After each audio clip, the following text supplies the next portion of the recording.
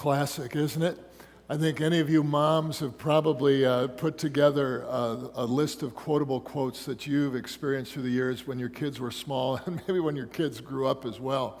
But we just want to celebrate the ladies here that have been so special to us.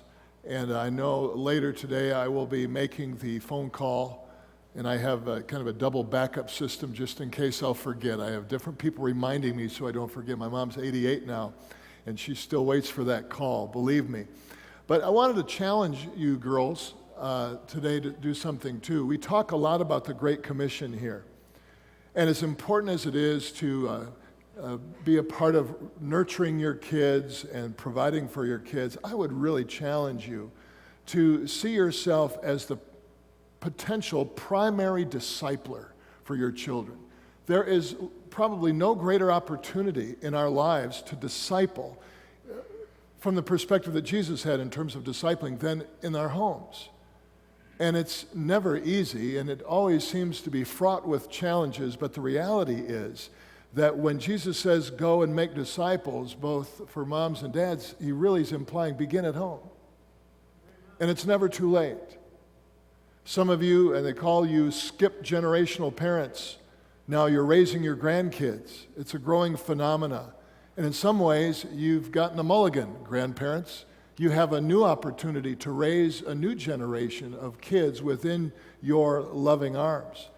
And so I just want to affirm certainly all the moms here. And I know it's a bittersweet day, isn't it? Because a lot of us struggle because our moms are no longer with us. There's some of us that have not had the best experiences with our moms and perhaps are still estranged.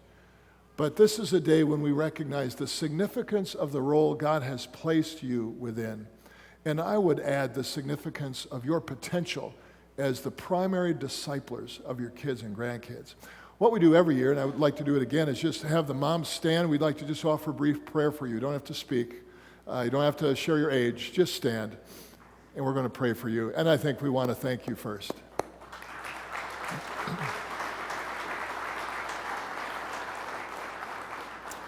Let's pray together.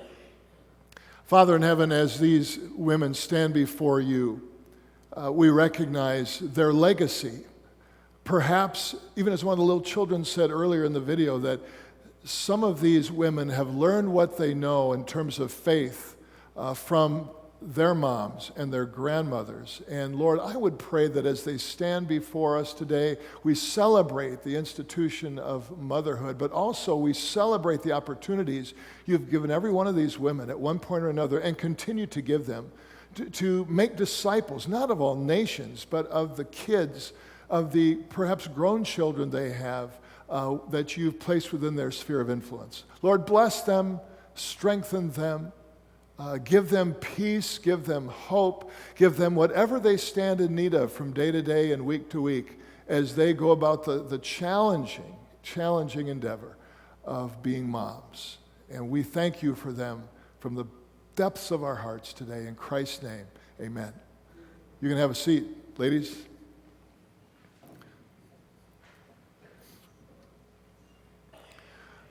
We're going to focus the rest of our time here today on this small rectangular table and what's on it. And there's no greater opportunity to reflect on what matters most to us as followers of Jesus than in these moments. There's just a couple of verses I'd like to share with you this morning that focus on communion. And Annie Novinger is going to read for us this morning. And so what we do here, it's part of what we do in worship, is we stand and face the middle of the room. The passage of the day is 1 Corinthians 10, 16, and 17. And Annie, if you'd like to go on up there, we would love to have you read the passage for us this morning. If you're able, just face the middle of the room. Scripture is central to who we are. Go ahead, Annie, whenever you're ready. Is not the cup of thanksgiving for which we give thanks a participation in the blood of Christ? And is not the bread that we break a participation in the body of Christ? Because there is one loaf, we who are many are one body, for we all share that one loaf. Awesome. Thank you, Annie. You can have a seat.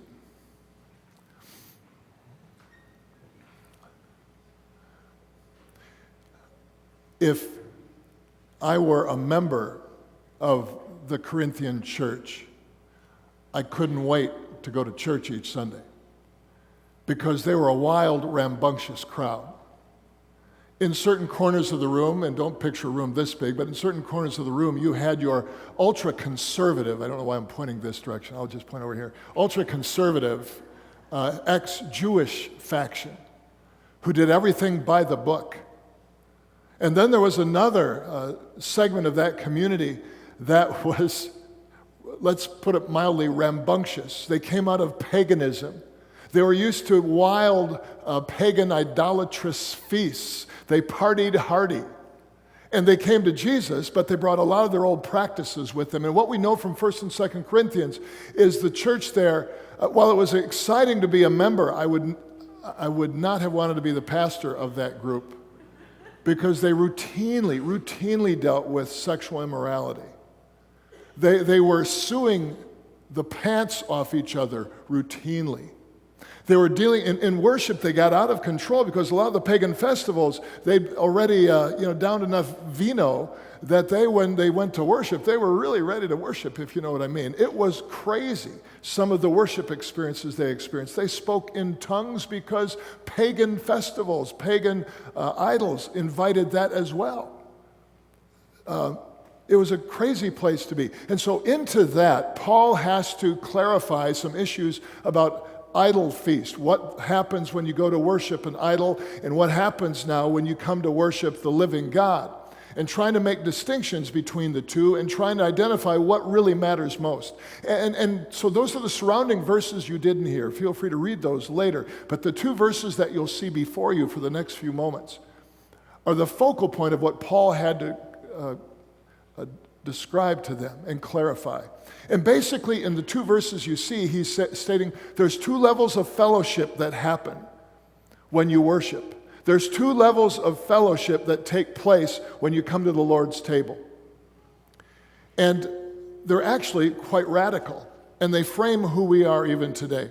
The first one, and you'll see it in the first verse there, is that it's participation with Christ. What we're about to do, and what we frankly do every week, is we participate in Christ. And what's really cool about that word participate, if you've ever heard us talk about this before, is the word translated participate is a word called koinonia. And koinonia is one of those huge words as you translate it. It comes from a depth of meaning. It means to communicate and share in the same priorities, the same purpose, the same challenges, and even the same problems. That's the intimacy of koinonia. It means to genuinely love, to genuinely care, go the extra mile in meeting each other's needs.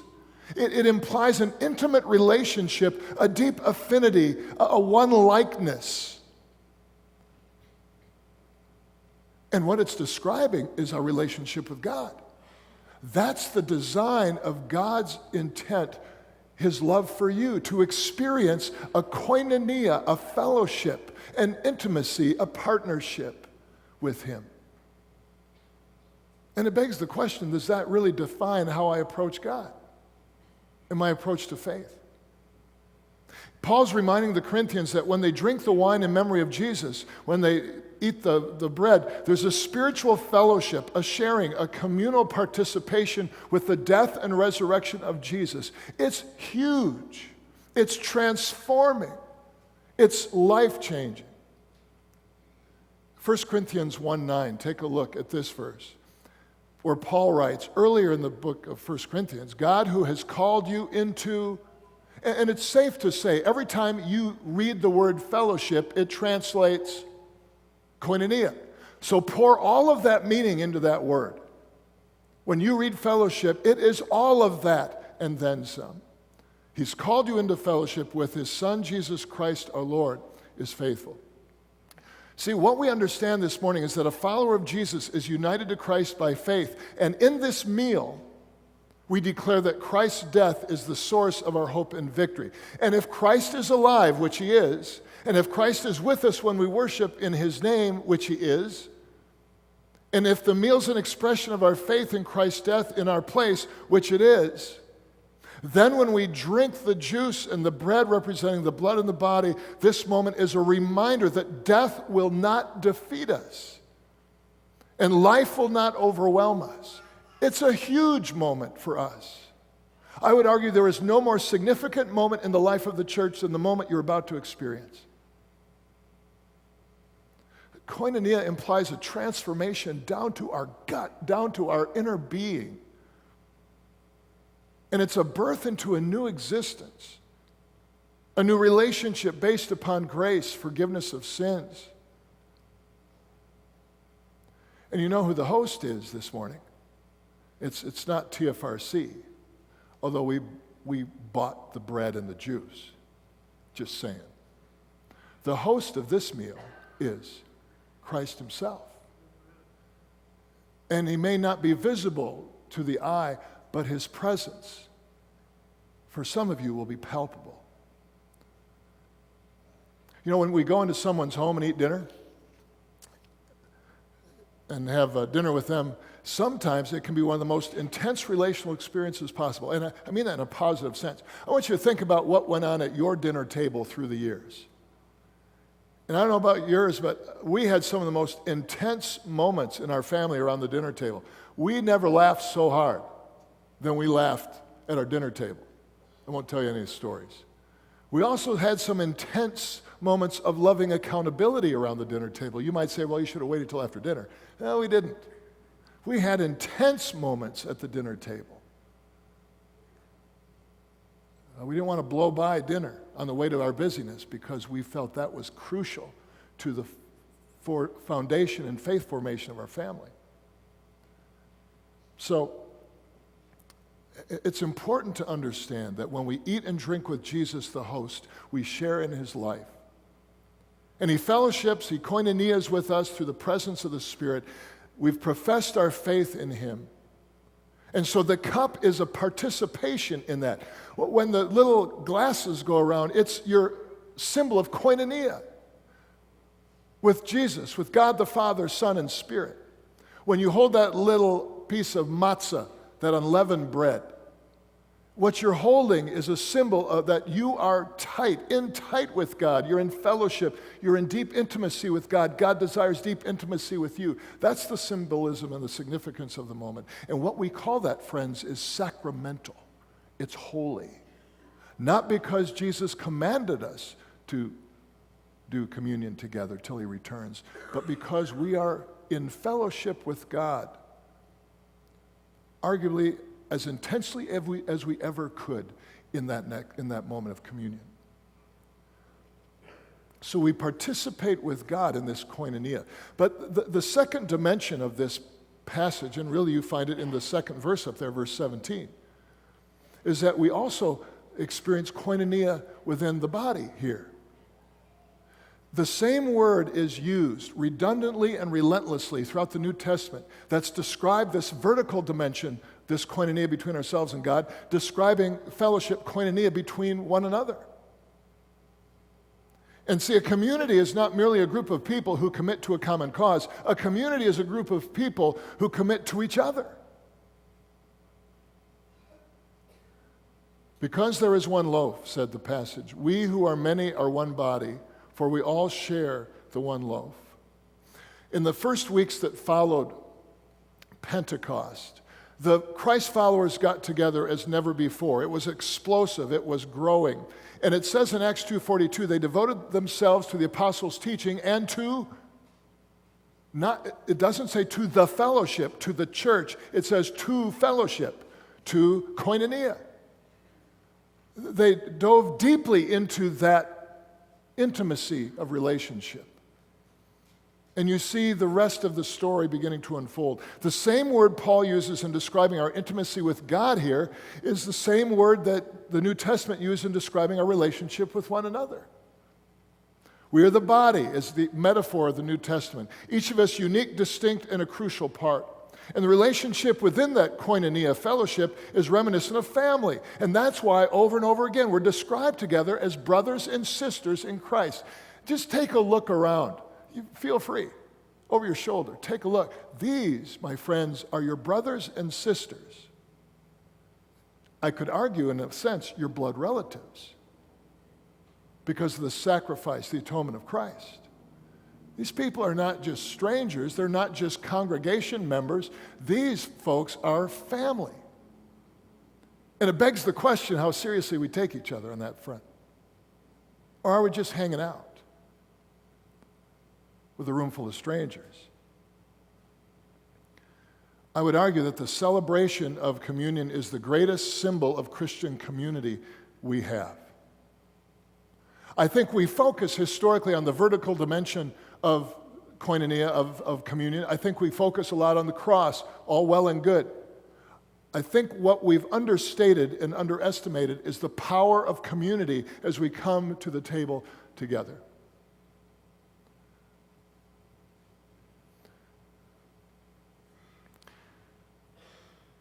It's interesting if you look at this whole topic.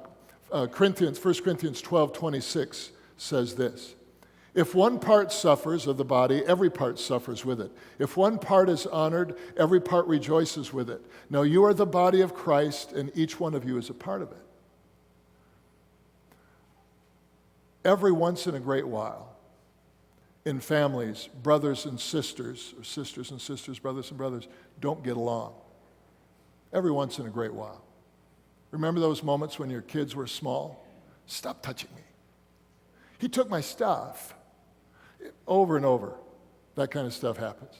He got too close to me. And quite frankly, some of us never outgrow that, but that's another story. And what happens within the body of Christ when those issues outweigh the bond that we have together as brothers and sisters? Inevitably, we've forgotten that we have been redeemed by the blood of Jesus. And our little insecurities and temperaments and idiosyncrasies blind us to the reality that we are blood brothers and sisters in Christ. That's why Paul said, and if you've never heard this verse before, underline it or commit it to memory. In Ephesians 4:3 and 4, he said, make every effort to maintain the unity of the Spirit through the bond of peace.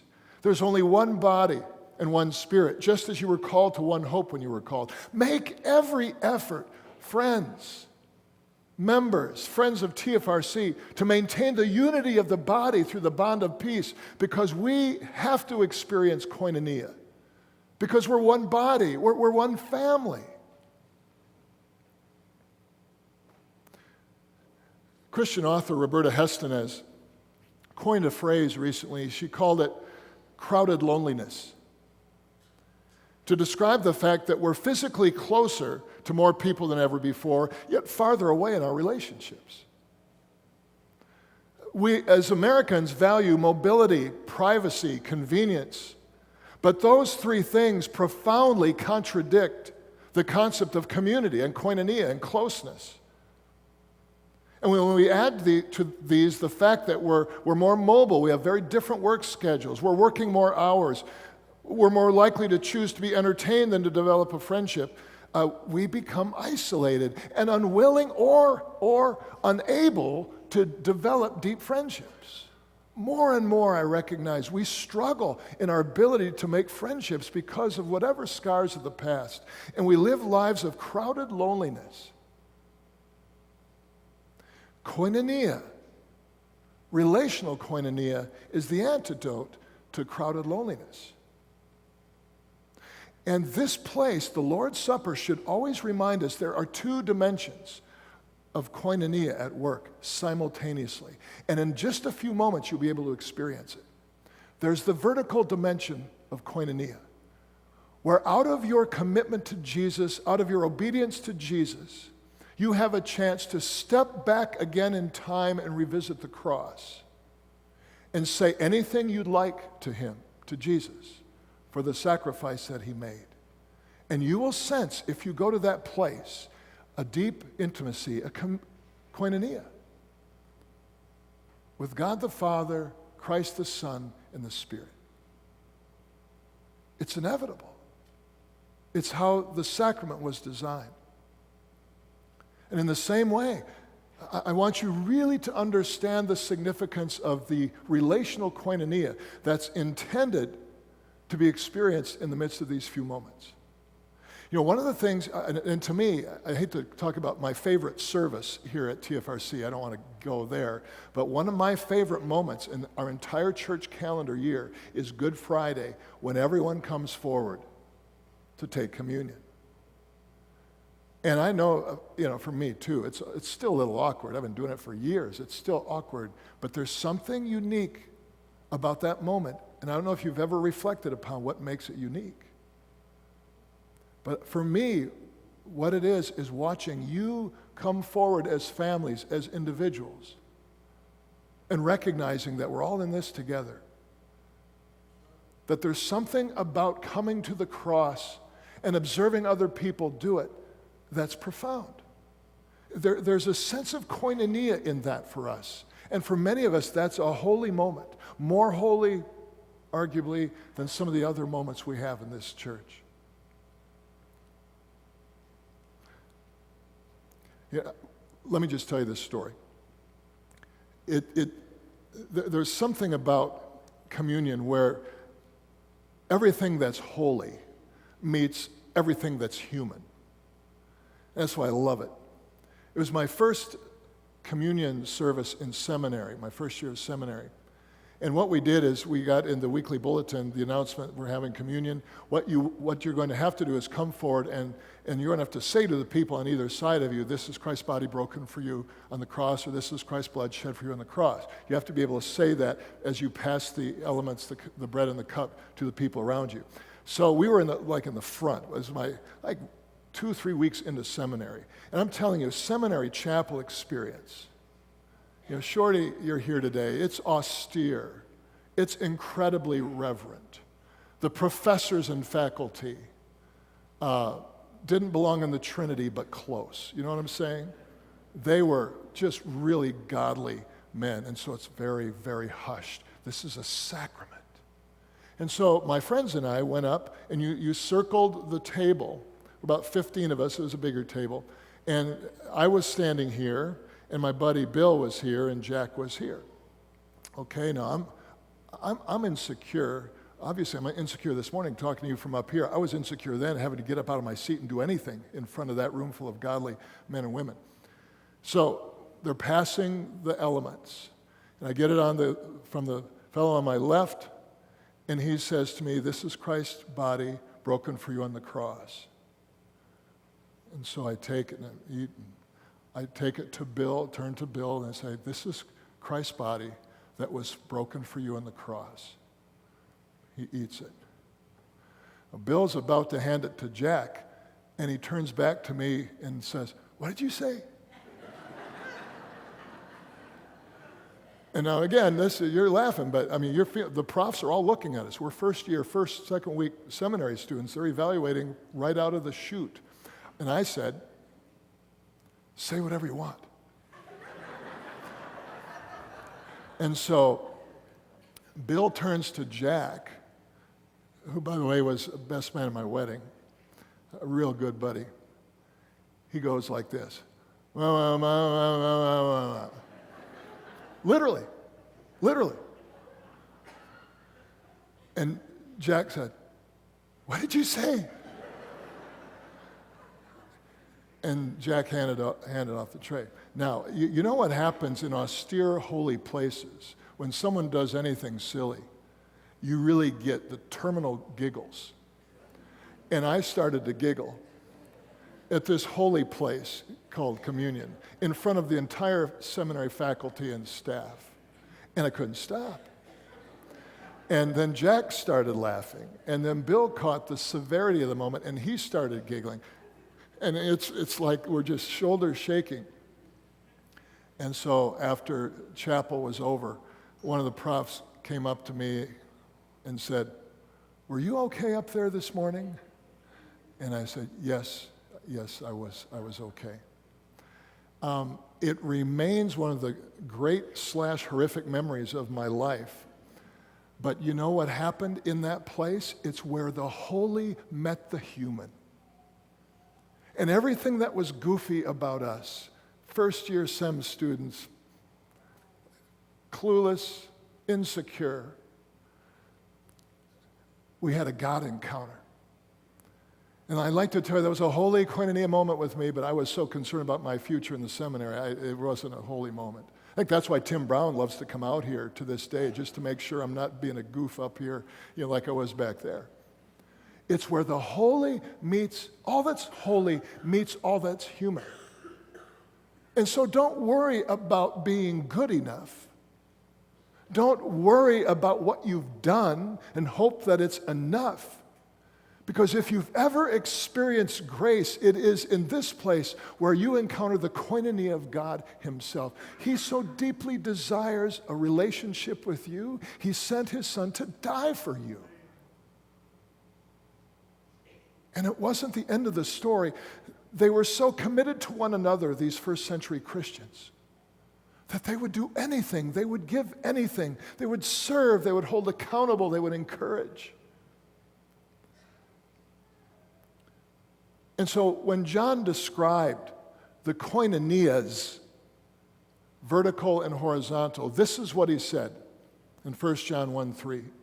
We proclaim to you what we have seen and heard, so that you also may have fellowship, relational koinonia with us. And he said, certainly between the lines, but our real koinonia is with the Father and with his Son, Jesus Christ. My friends, that's what we're about to celebrate here. This amazing story of God deeply desiring koinonia with us, and then equally as significant, the powerful, profound command to love one another in such a way that we experience koinonia as well. This is the end of our ministry calendar year. This week, it's pretty much all done. And it's a great time to reflect, I think, over the past 9 months in the life of TFRC. I want you to simply reflect on this in the next few moments. How have I contributed to the koinonia of TFRC? How have I contributed to the family, this particular family, as a brother or a sister in the faith? Have I served, have I invested, or have I just sat back and consumed? Because you understand the fabric of this place is absolutely, totally, 100% dependent upon your willingness to invest and to serve. There's no magic up here in our staff. It's a biblical reality. It's the call of Christ followers that not only are we to experience this real warm fuzzy with God, this intimate relationship, we're called to do everything we can, make every effort possible to build into this place relationship.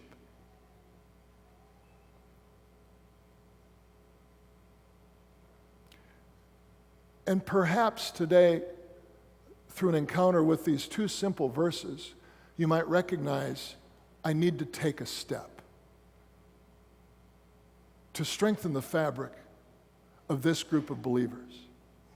Listen, Acts 2:42 said they devoted themselves to the apostles' teaching and to koinonia. They were radically committed to that. In spite of their busyness, in spite of their other priorities, they were radically committed. And the depth of our commitment, my friends, to koinonia together determines the future of TFRC. You can talk programs, you can talk vision, it's about the koinonia here. Always has been, always will be. Would you step up to the plate